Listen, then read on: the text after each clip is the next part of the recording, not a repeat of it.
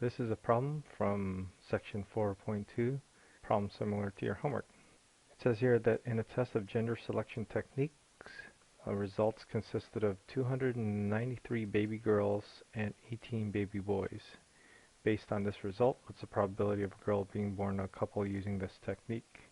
And does it appear to be effective in increasing the likelihood that you will have a baby girl? If you remember the definitions for probability, there were two types of probabilities that we were asked to look at. One of them is a relative frequency probability, and the other was called the theoretical probability. Now, in looking at this problem, if we were to find the theoretical probability of getting a girl, we know that this probability is actually just 1/2. But that's not what we're looking at in this problem.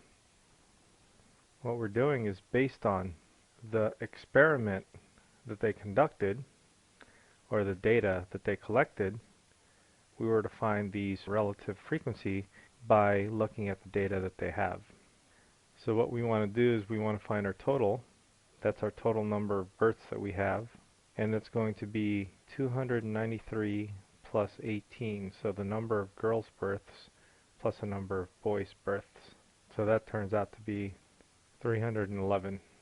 Now we want to find the number of girls, and we'll call that X, and there were 293 girls.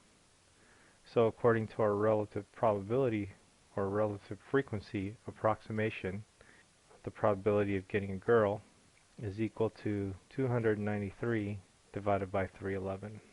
Now, I don't know if you can tell that this is a very big numerator over a slightly larger denominator. So this looks like it's a probability that's close to 1, but I think it would be best if we just punch it in our calculators.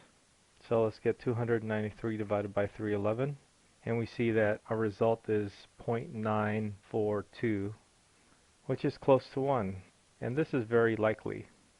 So to answer our second question, does it appear that the technique is effective in increasing the likelihood that a baby will be a girl?